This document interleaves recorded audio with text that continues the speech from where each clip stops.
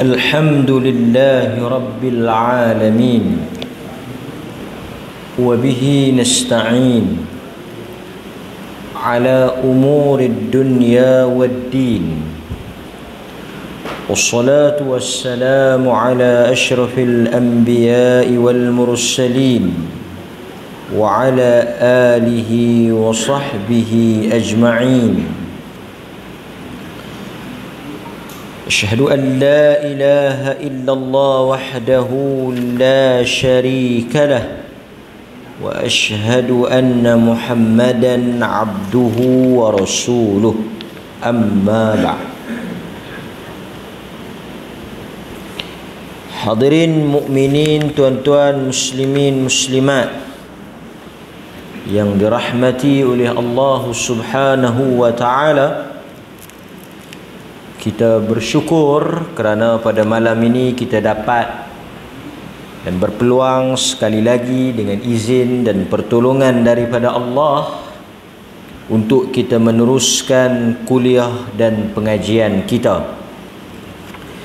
Sebelum saya nak meneruskan tajuk ataupun topik kita pada malam ini, sebelum saya keluar daripada rumah tadi, saya telah mendapat satu WhatsApp ataupun mesej daripada isteri salah seorang daripada jemaah yang mengikuti kelas dan kuliah kita, yang kalau tuan-tuan perasan, beliau ni duduk di atas kerusi, ada macam balutan di leher, kesan daripada rawatan dialisis, cuci buah pinggang. Kalau tuan-tuan perasan, beberapa hari ini di dalam kuliah-kuliah kita, beliau salah seorang yang tidak pernah gagal untuk hadir.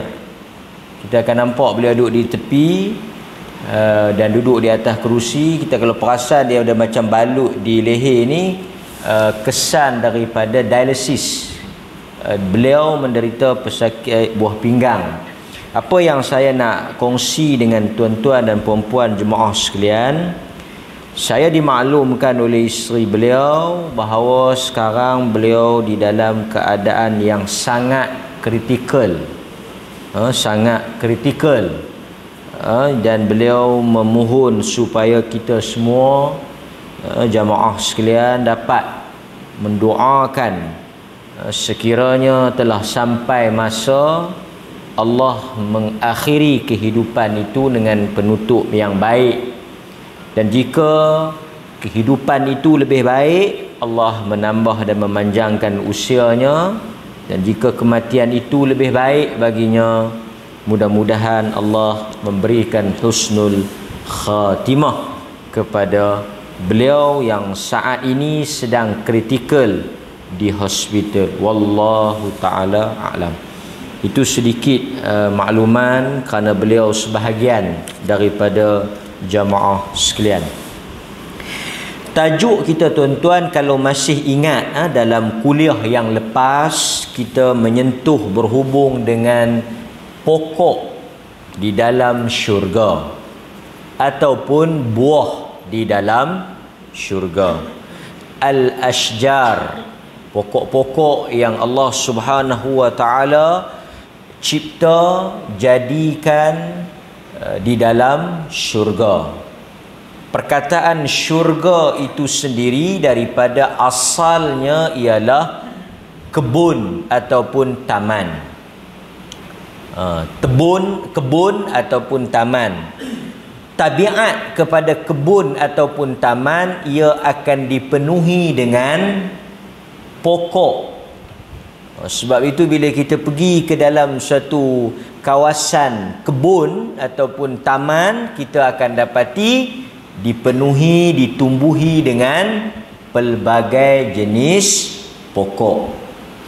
Cerita pokok di dalam syurga ini bukan cerita biasa, bukan cerita baru, bukan cerita sehari dua ni. Cerita tentang pokok di dalam syurga ini awal kita dengar berkaitan dengan Nabi Allah Adam alaihi salam. Kalau tuan-tuan ingat bagaimana dalam pelbagai bentuk ujian dan dugaan yang Allah Ta'ala berikan kepada Adam, Allah Ta'ala menguji Adam dengan pokok. Maksudnya cerita Adam ada kaitan dengan pokok? Ya. Allah kata wala taqraba hadhihi syajarah. Perkataan pokok itu disebut. Wala taqraba. Janganlah kamu, engkau wahai Adam dan isterimu mendekati pokok ini. Hadhihi syajarah. Nama tak disebutlah. Cuma Quran kata pokok ini. Hadhihi asyajarah. Hadhihi itu ini. Asyajarah itu pokok. Pokok ini. Pokok ini tak boleh. Maksudnya kaitan Adam, ujian, dia ada cerita tentang pokok.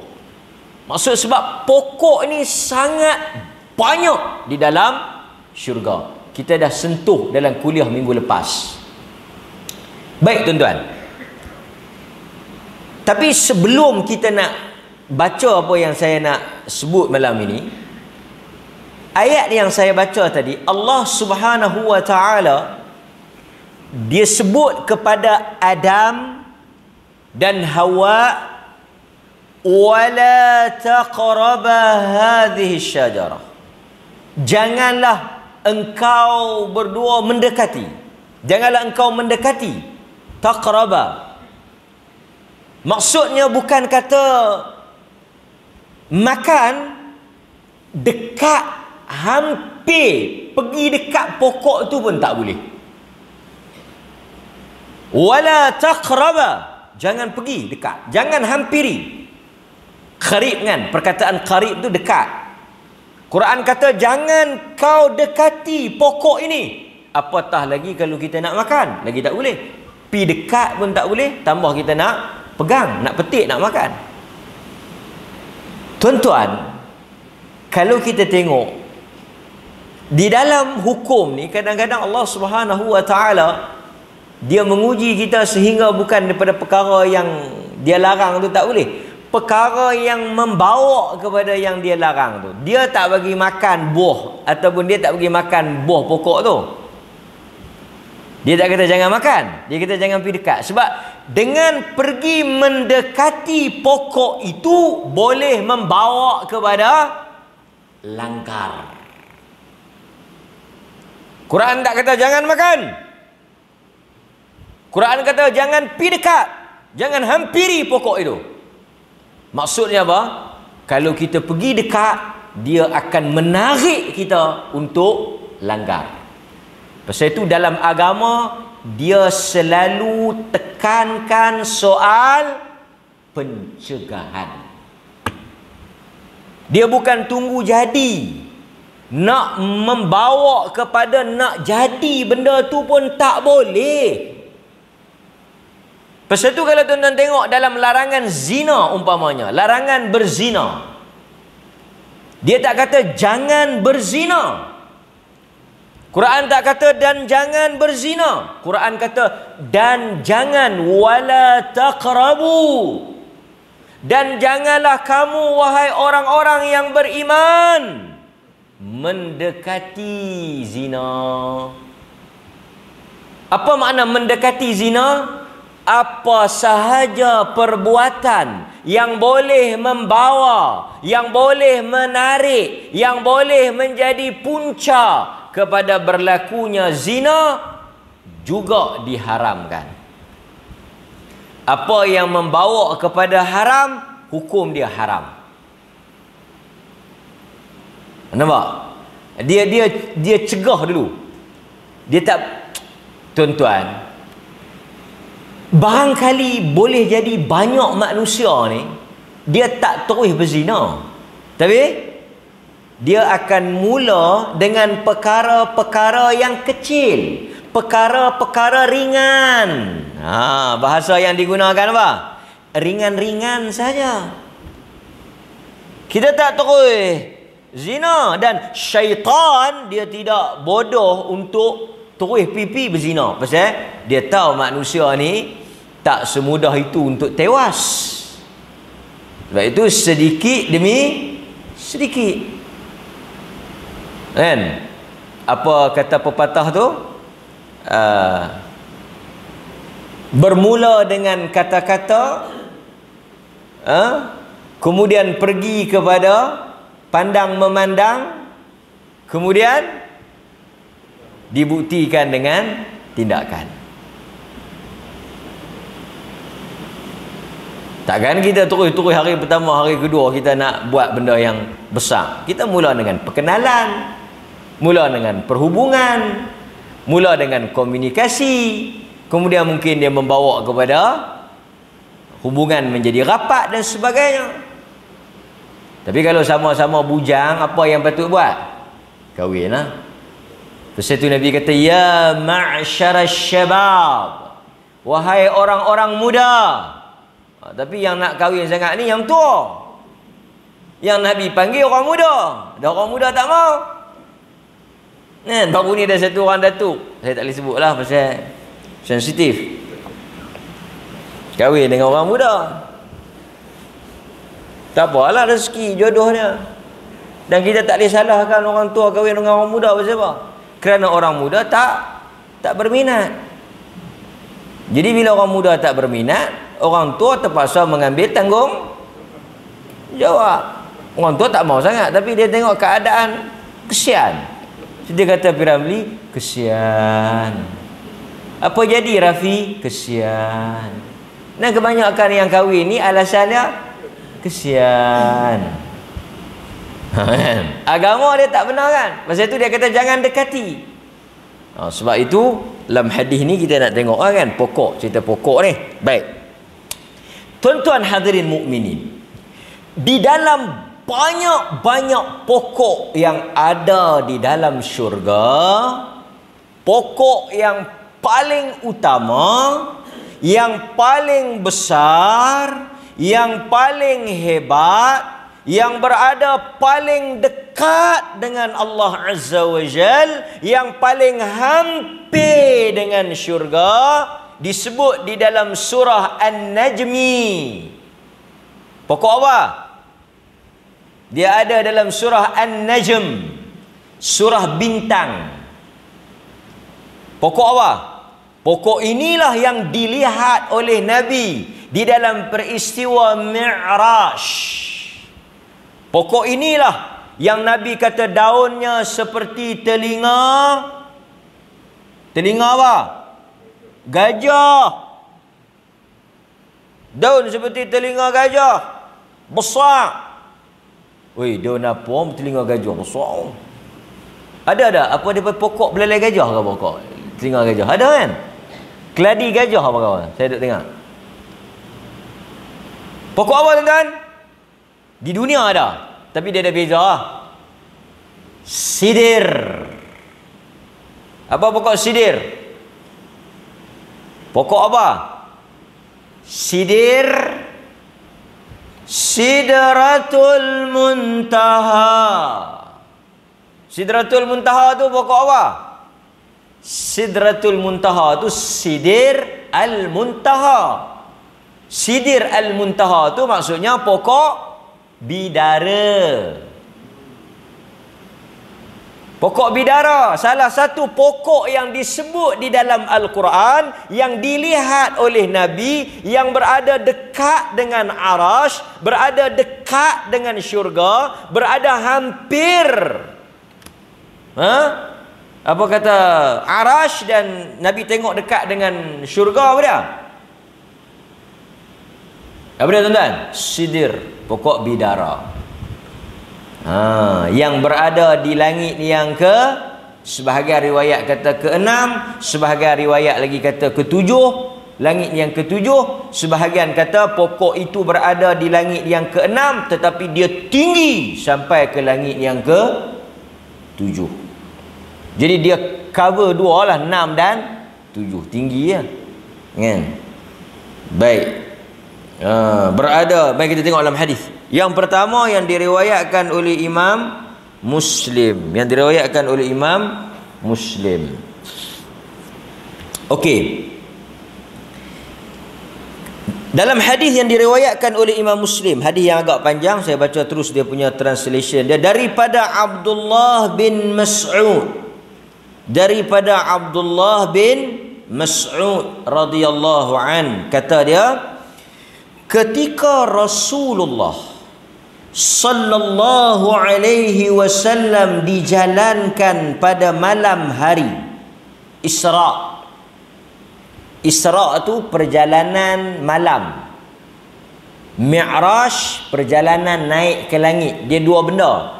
Daripada Mekah pergi ke Palestin, Masjidil Haram pergi Masjidil Aqsa pada waktu malam Al-Isra. Naik ke langit Al-Mi'raj. Al-Mi'raj. Jadi pada malam berlakunya Al-Isra wal Mi'raj, baginda sampai di Sidratul Muntaha, yang mana ia berada di langit ke-6. Sampai ke tempat inilah semua yang naik dari bumi akan pergi ke situ. Semua perkara, amalan, apa sahaja yang diangkat daripada bumi naik ke langit, ia akan pergi ke Sidratul Muntaha. Lalu digenggam dan sampai ke tempat inilah semua yang turun dari atasnya lalu digenggam. Allah Subhanahu wa taala berfirman, "Idz yaghsha as-sidrata ma yaghsha." Yaitu Nabi Muhammad melihat Jibril dalam bentuk rupanya yang asal. Nabi tengok Jibril dalam bentuk yang asal. Hadis riwayat Muslim yang kita baca ni.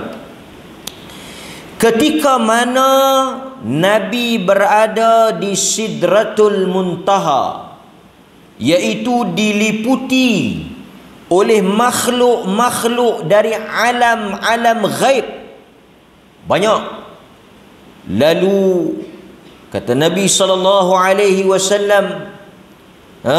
kupu-kupu daripada emas. Lalu Rasulullah diberikan 3 perkara.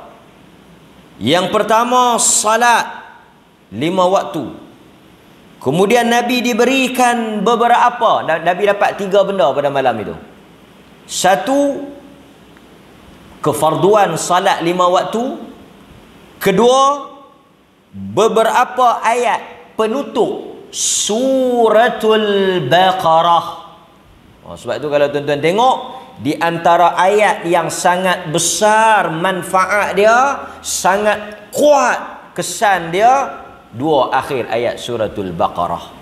Sebab itu kita disunatkan baca sebelum tidur.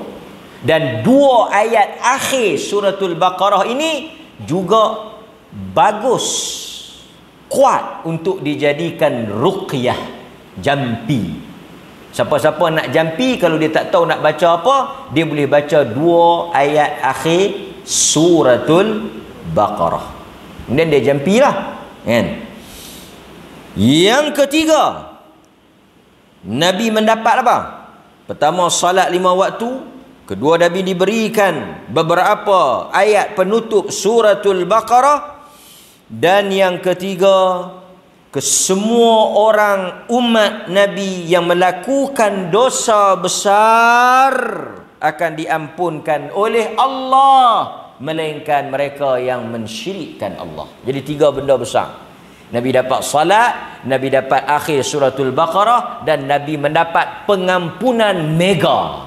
Siapa sahaja, apa sekalipun dosa yang dia buat, dengan syarat dia tidak menyengutukan Allah, dia diampunkan dosa dia. Hadis riwayat Imam Muslim. Di mana Nabi dapat ni? Sidratul Muntaha. Di Sidratul Muntaha pada malam bila? Isra wal Mi'raj. Al-Isra wal Mi'raj ni berlaku secara jasad dan roh. Maknanya Nabi memang pi betul. Sebahagian orang kata Nabi tidur di Mekah, cuma dia bermimpi. Kalau mimpi dia tak mukjizat lah. Kalau kita kata Isra' dengan Mi'raj tu mimpi tak hebat. Sebab apa? Tuan-tuan pun mimpi pi mana? Paling jauh tuan-tuan mimpi pi mana? Kuala Lumpur. Akan duduk lena di Baruh ni. Setengah orang ada mimpi duduk tawaf di Mekah. Sedap-sedap tengok. Duduk ada di Kampung Bongkok. Mimpi is nothing lah. Sebab manusia kalau mimpi dia boleh pergi mana saja yang dia nak pergi. Kalau Nabi turun, Nabi bagi tahu, aku mimpi semalam pergi langit yang ketujuh. Dia bukan satu benda yang ajaib. Dia bukan mukjizat. Dia benda biasa. Tapi kalau pergi dengan tubuh badan, batang tubuh, pergi dengan jasad, pergi sana, yang tu hebat. Yang tu baru dia panggil mukjizat. Dapat? So kita kena clear. Pandangan yang paling kuat ialah dia berlaku dengan roh dan jasad. Dia pergi. Jadi sampai di Sidratul Muntaha. Kemudian tuan-tuan tengok banyak orang duk ceritalah pada malam Isra' Mi'raj itu yang pertama, yang popular, yang masyhur. Walaupun sebahagian di kalangan tokoh-tokoh ulama ada menyebut hal itu, seperti Al-Alusi umpamanya dia sebut juga hal itu. Apa dia sebut apa? Apa yang popular ketika di ketika di Sidratul Muntaha ni, ketika bertemu dengan Allah Azza wa Jalla ni, kononnya ada riwayat yang kata, maknanya benda ni tak benar lah. Benda ni tak benar. Apa dia? Dialog tasyahud. Assalamu alayka ayyuhan nabi. Assalamu alayka ayyuhan nabi. Assalamu alayna wa ala ibadillahis salihin. Dikatakan tasyahud itu, dialog Nabi bagi salam, Allah jawab balik apa semua itu, diterima oleh Nabi pada malam Isra' Mi'raj di Sidratul Muntaha ketika Nabi bertemu dengan Allah. Riwayat ini tidak wujud di dalam mana-mana hadis yang sahih. Cuma zaman berzaman kita akan dengarlah orang cerita Nabi bagi salam, Allah Ta'ala bagi salam kat Nabi, Nabi jawab assalamu alayna wa ala ibadillah. Tak ada. Sekejap lagi tuan-tuan tak baca pula. Dia kata, pasal apa hang bagi salam cepat sangat? Hang baca apa? Aku baca selawat je lah. Awak tak baca bukan ada. Kacau. At-tahiyat tu ada. Tasyahud tu betul adalah hadis. Tapi di mana dia dapat? Macam mana dia dapat? Adakah di Isra' Mi'raj? Yang tu yang tak sahih. Sekejap lagi tuan tak baca pula kan? Baik. Yang kedua, yang ni popular lah semenjak ni, iaitu Nabi SAW bila sampai di Sidratul Muntaha ni nak naik itu, dia tanggalkan kasut dia. Riwayat Nabi menanggalkan kasut, riwayat Nabi nak tanggalkan kasut tak jadi tanggal tu kan, capal tu naik bersama dengan Nabi tu, itu juga tidak sahih kan, tidak sahih. Jadi yang benarnya yang kita baca ni lah, yang diriwayatkan oleh Imam Muslim. Ada juga yang menyebut, yang ni dia sebut, riwayat ni sebut apa? Langit yang ke-6. Ada satu lagi riwayat dia sebut langit yang ke-7, yang diriwayatkan oleh Al-Imam Ad-Daraqutni. Juga kita boleh tengok ada hadis yang panjang yang diriwayatkan oleh Al-Imamul Bukhari. Mari kita tengok dua-dua hadis ni, panjang. Ketika aku diangkat ke Sidratul Muntaha yang berada di langit yang ke-7. Ketika aku diangkat ke Sidratul Muntaha yang berada di langit yang ke-7. Yang nabinya seperti tembayan-tembayan hajar. Yakni apa? Tempayan yang dibuat oleh orang hajar. Daunnya seperti telinga gajah. Ini kita sebut tadi. Daunnya seperti telinga gajah. Keluar daripada pangkalnya dua sungai yang zahir dan dua sungai yang batin. Keluar daripada pangkal ni, daripada bawah dia itu dua sungai zahir, dua sungai batin. Dua sungai tak nampak, dua sungai nampak. Lalu Nabi bertanya kepada Jibril, apakah dua sungai batin itu? Sungai batin itu ada di dalam syurga. Sedangkan sungai zahir itu ialah sungai Nil dan sungai Furat. Nil di mana? Mesir. Furat di Iraq. Berarti Nil dan Furat ni sungai daripada sungai-sungai syurga. Cuma banyaklah tafsiran apa makna sungai-sungai syurga tu, kan? Banyak makna, kan? Okey, baik. Kemudian Nabi SAW juga sebut dalam riwayat Ahmad, Nabi SAW kata rufi'at li sidratul muntaha bis sama'is sabi'ah. Kemudian diangkat aku ke Sidratul Muntaha, ia berada di langit yang ketujuh. Riwayat Ahmad. Kemudian ada hadis yang panjang daripada Anas bin Malik, daripada Malik bin Sa'sa'ah, iaitu antaranya Nabi SAW sebut, hadis ini diriwayatkan oleh Al-Bukhari. Kemudian aku dibawa naik ke langit yang ketujuh, lalu Jibril minta dibukakan pintu langit. Kemudian ditanya, siapakah ini? Jibril menjawab, Muhammad. Yang jaga langit tu tanya, siapa ni yang bersama dengan Jibril ni? Lalu Jibril kata, Muhammad. Lalu ditanyakan lagi, adakah dia telah diutus, yakni dilantik menjadi rasul? Jawab Jibril, ya. Maka dikatakan, selamat datang baginya, dan inilah sebaik-baik manusia yang datang. Sebelum dibuka tu, malaikat tu tanya, siapa ini yang bersama dengan engkau? Jibril bagi tahu ini adalah Muhammad. Kemudian dia tanya lagi, adakah dia sudah dilantik menjadi rasul, diangkat menjadi rasul? Jawab Jibril, sudah. Lalu dialu-alukan kedatangan Nabi. Dikatakan, selamat datang baginya, dan sebaik-baik tetamu yang datang dialah. Maka pintu dibuka dan aku melaluinya. Aku mendapati Ibrahim alaihissalam. Jibril berkata, ini adalah bapakmu. Nabi tengok bila buka pintu syurga, nampak Ibrahim alaihissalam. Jibril kata, ini adalah bapakmu. Sebab itu Ibrahim ni, keturunan para Nabi berasal dari susu galur dia. Sebab itu Nabi Ibrahim ni, kalau kita tengok hebat dalam Quran, Nabi Ibrahim ni sangat tinggi kedudukan dia dalam Quran. Nabi-Nabi semua mari daripada benih dia. Nabi Muhammad datang daripada keturunan Nabi Ismail, daripada datuk dia Adnan, bertemu dengan Nabi Ismail, yang mana ia berasal daripada Nabi Ibrahim. Kemudian apa dia lagi? Nabi Yaqub, Nabi Ishaq, Nabi Yusuf datang daripada susur galur Nabi Nabi Ishaq, yang mana dia merupakan anak kepada Nabi Ibrahim. Cuma sehari dua ni bukan setakat Nabi Muhammad, Nabi Ismail bin Nabi Ibrahim, Nabi Ishaq bin Nabi Ibrahim, Queen Elizabeth pun keturunan Nabi Muhammad. Kacau kita. Nampak?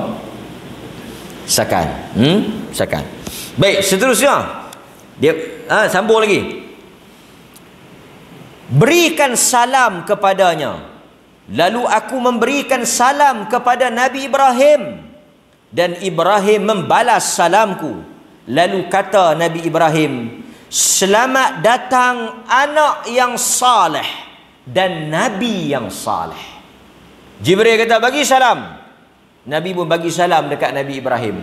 Nabi Ibrahim kata, selamat datang wahai anak yang saleh, selamat datang wahai Nabi yang saleh.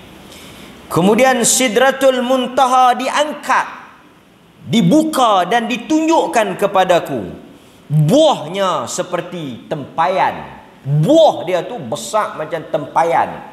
Tempayan orang-orang Hajar. Daunnya seperti telinga gajah. Lalu Jibril alaihissalam, pokok yang besar tuan-tuan, buah. Kita kalau nak tahu pokok tu besar tak besar, kita kena tengok buah dengan daun dia. Baru kita tahu pokok tu besar. Lalu kata Jibril alaihissalam, ini adalah Sidratul Muntaha. Ternyata di dasarnya, di bawahnya ada 4 sungai yang kita kata tadi, 2 sungai daripada syurga, 2 sungai daripada dunia ni, yang Nil dan Furat tadi. Kemudian tuan-tuan, ada juga dalam riwayat yang lain juga menyebut hal yang sama. Apabila dibuka pintu langit, aku bertemu dengan Nabi Ibrahim. Dia sedang bersandar di Baitul Ma'mur. Baitul Ma'mur ni apa dia? Tempat malaikat beribadah. Macam kita ada Baitullah, malaikat ada Baitul Ma'mur. Nabi Ibrahim, Nabi Muhammad nampak malam tu duduk bersandar di Baitul Ma'mur. Luasnya Baitul Ma'mur, 70,000 malaikat masuk dan mereka tak keluar. Masuk 70,000 tak keluar. Masuk 70,000 tak keluar. Masuk 70,000 tak keluar. Setelah itu aku dibawa ke Sidratul Muntaha. Daun-daunnya besar seperti telinga gajah, buahnya sebesar tempayan. Kemudian Nabi SAW mendaikinya dengan perintah Allah. Maka Sidratul Muntaha berubah. Tidak ada seorang pun daripada makhluk Allah yang mampu membayangkan betapa indahnya Sidratul Muntaha. Lalu Allah memberikan kepadaku salat 50 waktu sehari semalam. Hadis riwayat Imam Muslim. Jadi maksudnya kalau kita tengok Nabi naik malam tu, jumpa Nabi Ibrahim di langit yang ke-7. Kemudian Nabi SAW naik Sidratul Muntaha. Di situlah Allah Azza wa Jal mensyariatkan salat. Dan Sidratul Muntaha itu apa? Pokok bidara. Sebab dia ada daun, ada buah, dia pokok. Nabi kata buah dia besar tempayan, daun dia sebesar telinga gajah. Kemudian tuan-tuan, berlakulah perbincangan di kalangan para ulama, apakah Sidratul Muntaha yang sebenarnya? Kenapa dinamakan Sidratul Muntaha ni? Adalah beberapa riwayat dan juga beberapa maksud. Antaranya, ni ada lebih kurang beberapa saja kita ambil. Yang pertama dikatakan Sidratul Muntaha ini ialah tempat para malaikat dan para nabi berhenti. Baru naik, last kali level Sidratul Muntaha. Kedua, Sidratul Muntaha ini ialah tempat roh orang-orang beriman berkumpul di situ. Roh orang-orang beriman berkumpul di situ. Ketiga, yang dikatakan dengan Sidratul Muntaha, pokok yang berada di atas kepala malaikat yang memikul arash. Pokok yang berada di atas kepala, yang berada tinggi di atas malaikat yang memikul arash. Ada lebih kurang 8 pendapat, yang mana kesemuanya ialah pandangan-pandangan yang tidak ada hadis yang jelas lah. Kan? Baik. Kemudian tuan-tuan hadirin mukminin, kalau kita tengok di dalam Al-Quran ada tak disebut tentang Sidratul Muntaha ni? Ada. Baik, kita tengok. Tadi kita tengok dalam hadis Nabi SAW. Sekarang kita tengok di dalam Al-Quran. Seperti yang saya sebut tadi, di dalam Al-Quran Allah Subhanahu wa taala sebut tentang Sidratul Muntaha ni pada ayat yang ke-13, ayat yang ke-14, ayat yang ke-15 daripada surah An-Najm. 16 daripada surah An-Najm juga ada, yang mana kesemuanya menceritakan tentang Sidratul Muntaha. Dia bermula 13, 14, 15, 16, 17. Surah An-Najm. Tuan-tuan, sebelum saya nak baca ayat ni, saya nak ingatkan diri saya dan tuan-tuan. Bila kita dengar tentang Sidratul Muntaha, kita tak boleh bayang macam mana dia punya besar, macam mana dia punya daun dia, macam mana dia punya buah dia. Dan Nabi kata sangat cantik. Di bawahnya ada sungai. Kita tak boleh imagine. Kita dengar macam tak masuk akal. Kita dengar macam tak logik. Adakah pokok sebesar tu? Tuan-tuan, yang ni kita nak jawab sikit. Ramai orang hari ni dia cerita benda pelik. Hari ni ramai orang cerita benda pelik. Kan? Benda pelik. Ada buaya yang tidak berdubur. Pelik tak? Pelik. Ada menara tinggi 15 km. Pelik tak? Pelik. Banyak tak cerita pelik? Pelik. Ada orang boleh hidup tak ada jantung. Pelik tak? Pelik. Banyak tak cerita pelik? Pelik. Okey. Adakah kita tolak semua cerita pelik? Tu dulu. Sebab ramai orang salah sangka, salah faham, keliru. Kita percaya pada benda-benda pelik ni. Tapi benda-benda pelik tu mesti datang daripada jalan yang benar. Daripada celah jari Nabi keluar air. Betul atau tidak? Betul. Nabi tunjuk dekat bintang bulan, terbelah dua. Betul atau tidak? Betul. Ada serigala yang bercakap. Nabi kata ada serigala yang akan beriman. Dia beriman.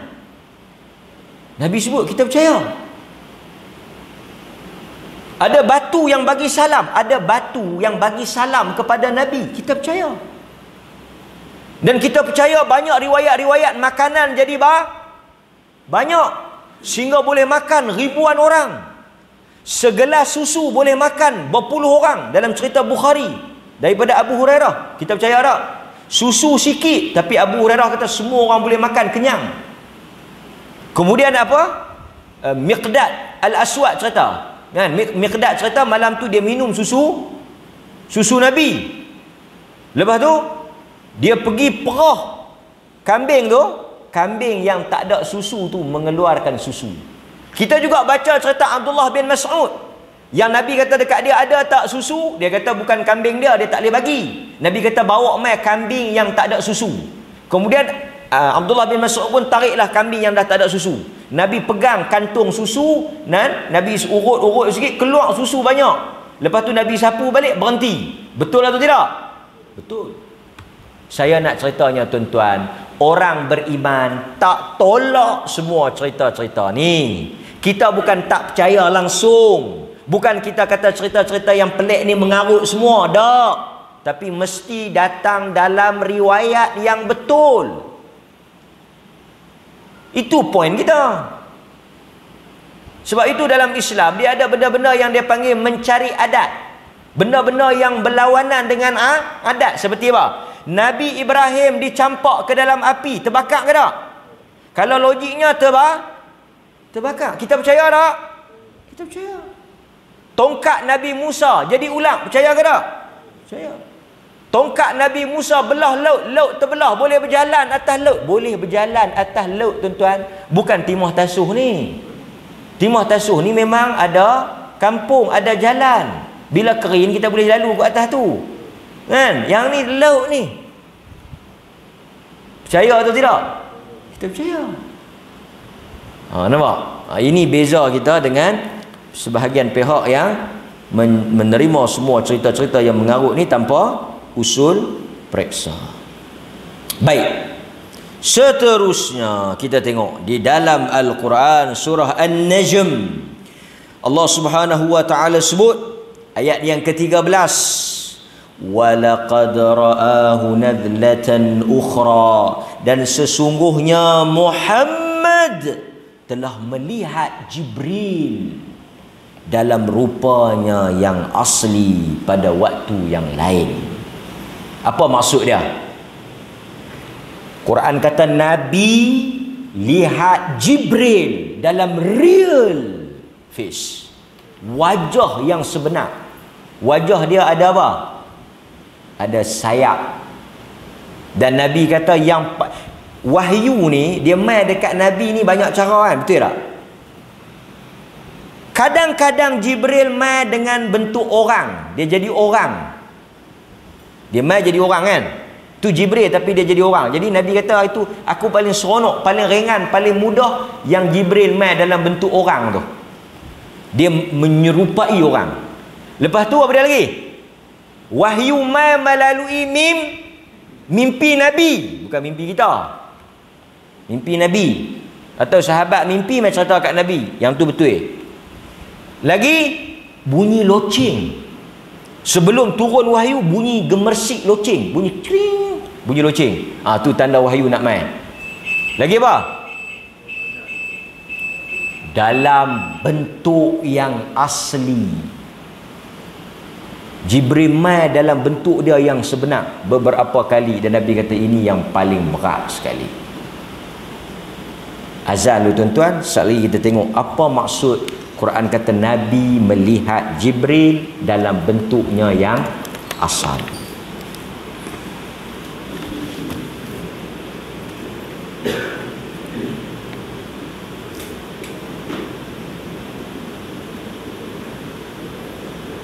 Allahu Akbar, Allahu Akbar,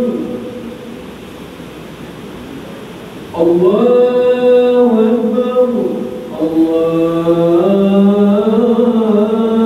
Akbar.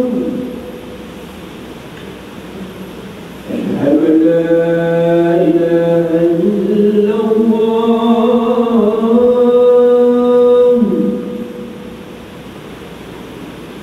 Asyhadu an la ilaha illallah.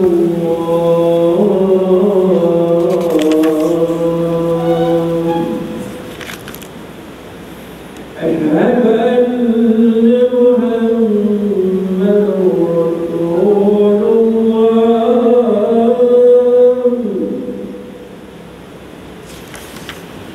Hayya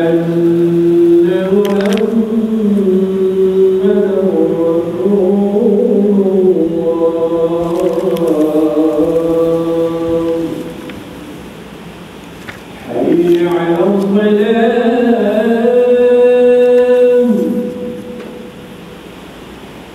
Hayya 'alal salam. Hayya 'alal falah.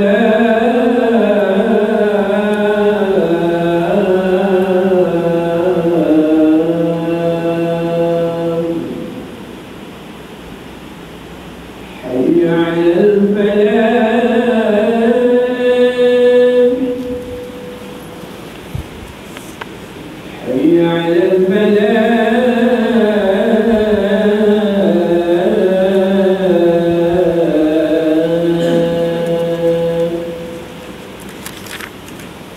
Allahu Akbar, Allahu Akbar. La ilaha illallah.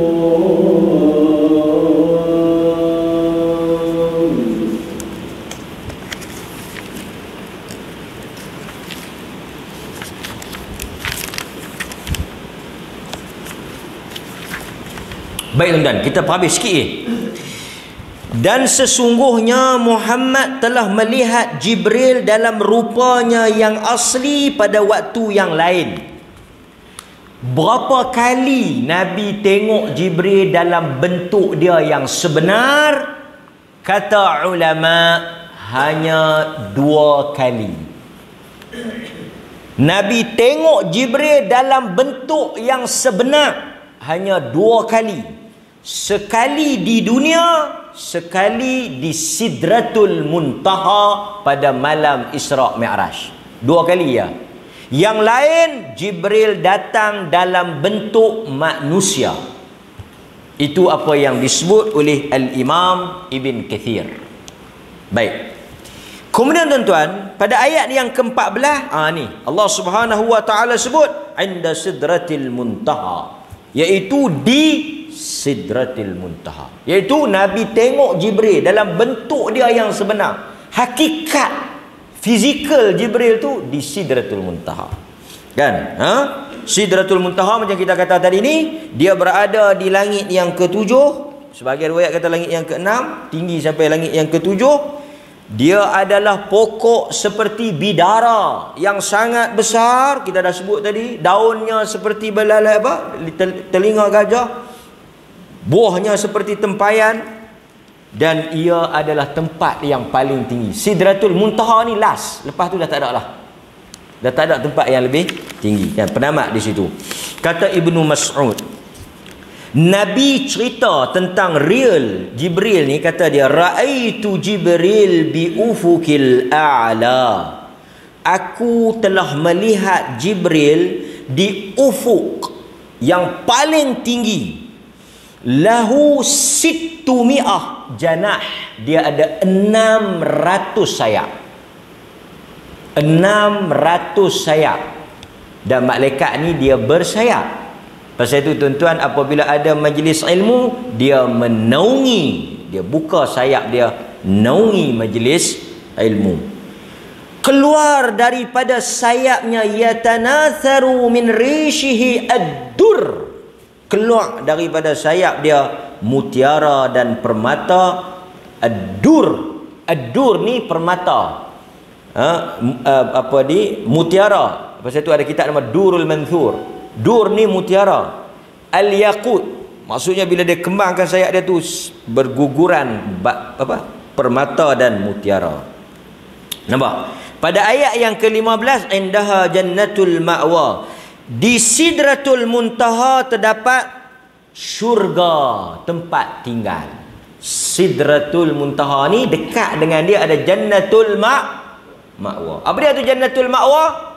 Ada sebahagian ahli tafsir kata Jannatul Ma'wa adalah syurga yang Nabi Adam duduk. Ada ahli tafsir kata tak, Jannatul Ma'wa ialah syurga di mana dikumpulkan ruh orang-orang yang mati syahid. Jasadnya di tempat lain, ruhnya di dalam Jannatul Ma'wa. Nampak? Jadi di mana Jannatul Ma'wa? Dekat dengan Sidratul Muntaha. Kemudian pada ayat yang ke-16, ayat yang ke-16 Allah kata idh yaghsha sidrata ma yaghsha. Muhammad melihat Jibril ketika Sidratul Muntaha diliputi oleh sesuatu yang meliputinya. Allah tidak menyebut apakah itu yang meliputi Sidratul Muntaha. Allah membiarkan ia dalam keadaan tidak dijelaskan. Artinya Nabi melihat sesuatu yang sangat cantik sehingga tak terbayang dan tak tergambar kecantikan itu, yang meliputi, yang menaungi, yang Sidratul Muntaha, yang tidak mampu diungkapkan dengan kata-kata. Ini seperti pandangan Al-Hasan Al-Basri. Nampak? Dan tuan-tuan, besar tak besar Sidratul Muntaha ni, orang berjalan di bawah, orang pokok ni, kalau kita berjalan, kita boleh tahu dia besar tak besar. Dia punya naungan dia, dia punya zillah dia, dia punya bukaan dia, kan? Macam payung, tuan-tuan tengok payung kan, besar, kita boleh duduk ramai kan? Sidratul Muntaha ni, satu orang dia berjalan daripada sini pergi ke sana dalam tempoh masa yang begitu lama. Dia tak sampai, dia tak keluar duduk bawah tu, dia tak keluar daripada bawah tu. Begitu besar apa yang dikatakan dengan pokok Sidratul Muntaha. Okey tuan-tuan, apa kita nak kait last ni?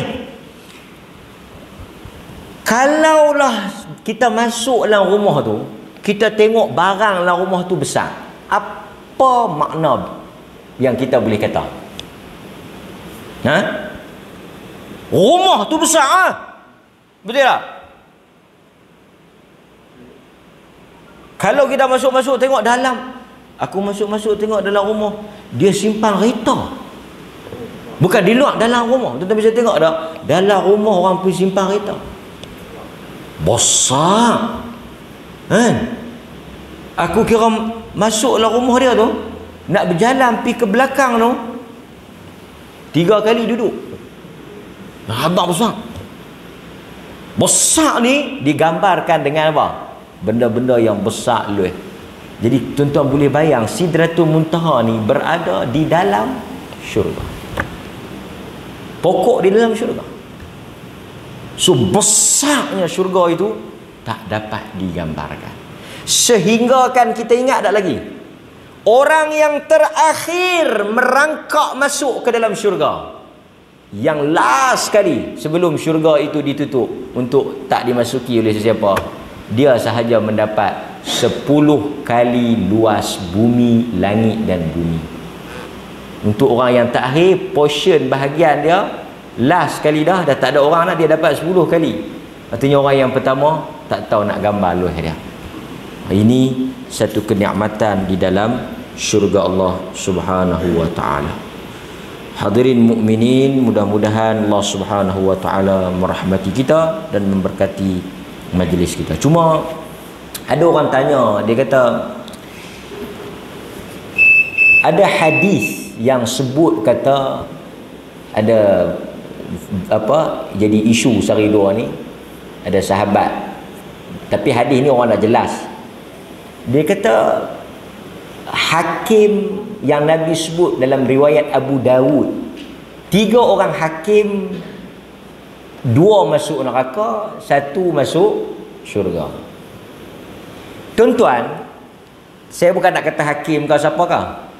Manusia apabila dia bertindak, tuan-tuan dan saya, apabila kita bertindak di atas sesuatu yang di luar pengetahuan kita, kita tak bertanggungjawab.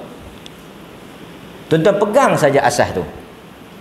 Tuan-tuan amil, kita tak ambil contoh hakim, kita ambil amil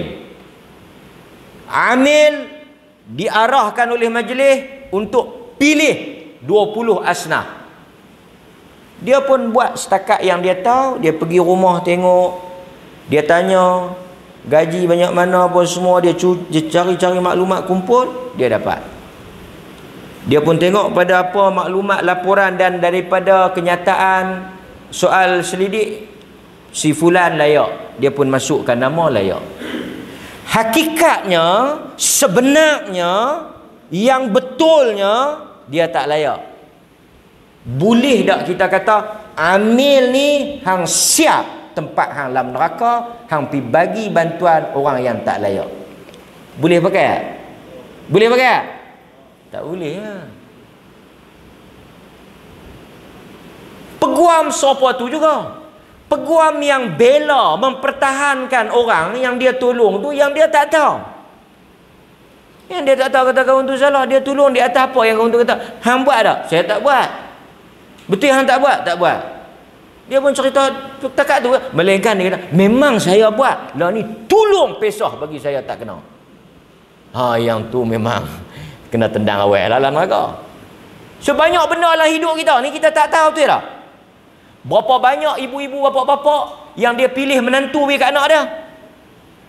Dia tengok macam bagus, kan? Tengok-tengok kacang hantu. Dia berdosa tak? Dia tak berdosa. Tuan-tuan kena ingat asas ni.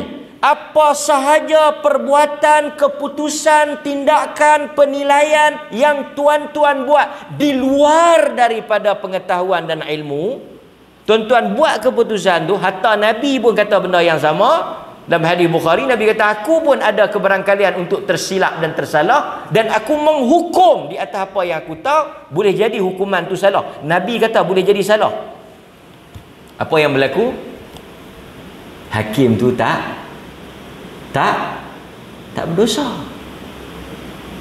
Sebab itu Nabi kata jangan hukum di atas apa?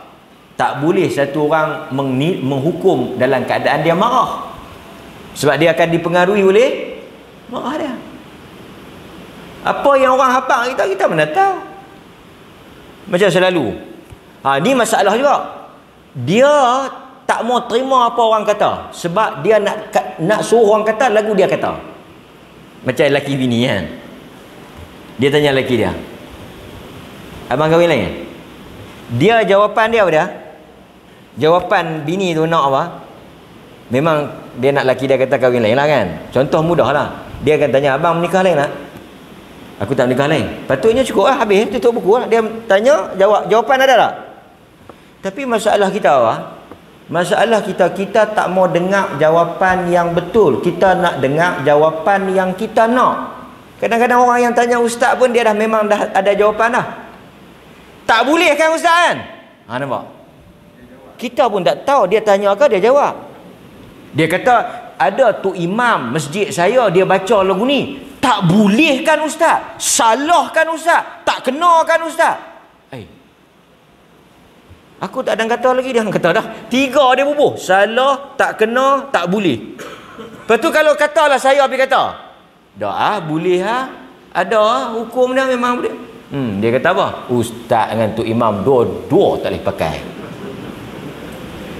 Yang ni yang berlaku dalam masyarakat kita ni. Tapi kalau dia kata, lagu cik kata tu memang tak kena, memang tak reti tu imam tu. Tu dia lah saya duk kata dah. Ustaz memang betul. Pasal ustaz tu betul kena dengan apa yang hang nak. Maka yang ni lah masyarakat kita. Bila hakim, saya tak mau sebut lah, tapi orang masyarakat keliru, bila dia menang, inilah hakim yang adil, inilah hakim yang benar, inilah hakim syurga. Bila dia kalah, bila tak menyebelahi dia, ayah inilah hakim neraka, inilah hakim yang nak kena tauk dalam api neraka. Macam tu susahlah kita nak buat apa-apa. Cikgu kan dia tahu semua benda. Maka hadirin mukminin, jangan guna agama untuk pelepah diri kita. Ini perbuatan yang sangat tidak bertanggungjawab. Jangan agama benteng kita nak pelepah jahat kita pergi tenyih atas agama. Yang ni tak boleh. Nabi kata lau saraqat Fatimah, kalau Fatimah binti Muhammad anak dia curi, dia kerat tangan, dia tak kilah dah. Yang ni baru betul agama.